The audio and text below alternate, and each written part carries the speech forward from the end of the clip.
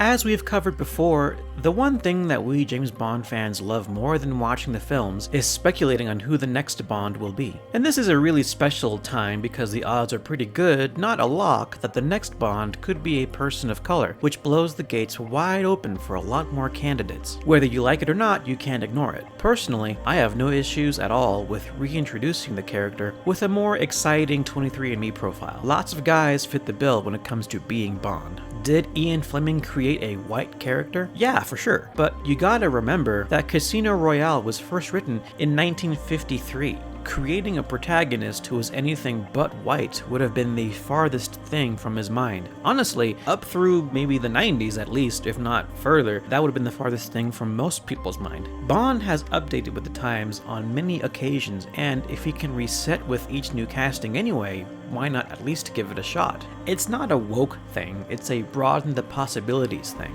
I don't care if the next Bond is still white either, so long as the actor helps bring something new to the character. With all that said though, what might get a couple of you throwing around the H word in the comments is, I don't agree with the folks who say that James Bond should be rebooted as a female. Jane Bond, for me, is off the table. But you may ask, what's the difference? Hey, maybe Ian Fleming would have written Jane Bond had the times been different, right?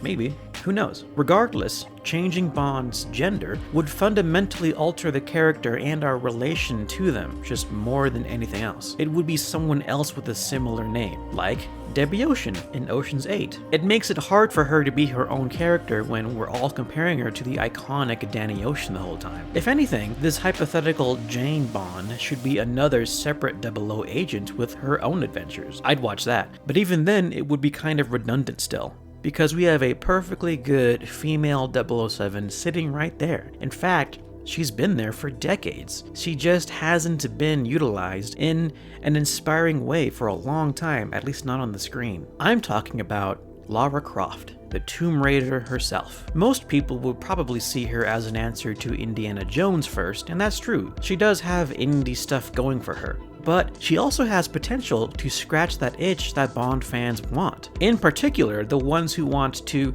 gender bend the super spy. I think there's a version of Lara Croft that could make everyone happy. Starting with her globetrotting. Armchair tourism was, and I'd say continues to be, a big draw of the 007 franchise. Lara Croft travels all over the world, but she goes beyond Bond in taking an active interest in the history and customs of each culture she visits. That is something that could really sweep an audience away.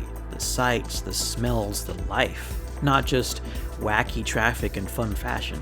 And her knowledge of various societies across the globe could make for a frankly smarter film than most, because it would only work well if it's authentic. For instance, if she's dropped into the middle of a society that speaks, let's say, Quechua, then Quechua is what we'll be hearing until we meet someone who speaks English. Make the movie smarter and more mature. She has her wonderful toys. Bond has Q Branch, but that doesn't mean the Tomb Raider can't have gadgets of her own. Her superpower is being rich, like Batman. In fact, she's had some pretty cool tech at her disposal over the years. As far as that goes, she has lots of room to be as grounded or fanciful as the story needs her to be. I'm not saying she should get an invisible car or anything, but she could have cool stuff. Speaking of which, she has the cool factor. She can be as comfortable at a high society casino with $1,000 buy-ins as she is in a long-forgotten temple in the heart of the Arabian desert, able to read a room or a person with disarming charm. Like Bond, she appreciates the finer things in life, but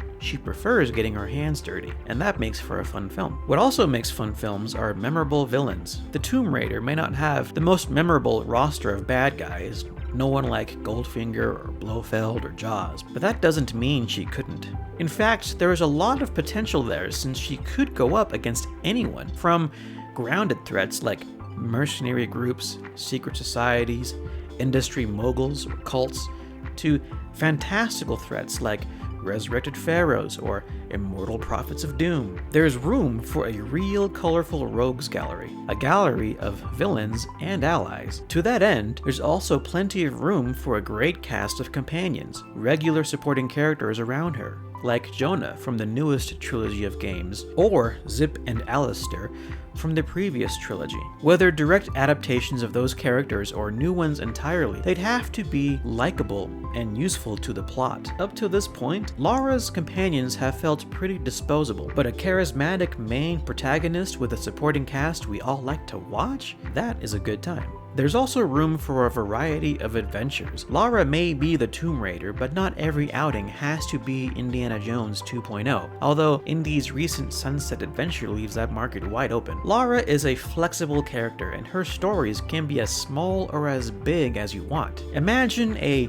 relatively contained film in the vein of Murder on the Orient Express, where she has a mystery to solve, followed by a survival thriller deep in the wilderness, in turn followed by an adventurous grand expedition film in the style of Atlantis: The Lost Empire. She has the potential for an even bigger playground than James Bond. Being larger than life, yet believable, is what could be captivating about Croft. Plus, she could jump between movies and video games better than 007, who has kind of a spotty track record. The point is, she has a lot going for her, and if you want a female James Bond, look no further, there's already someone right there who fits the bill. What do you think? Would you still prefer a female 007, or do you think Lara Croft could fill in the gap? Grab a like and a sub on your way out, ring the bell, you won't want to miss what's coming. As always, I've got more Star Wars on my mind, but also Halo, Mission Impossible, and other movies and games. For now though, stay tough and stop by again sometime.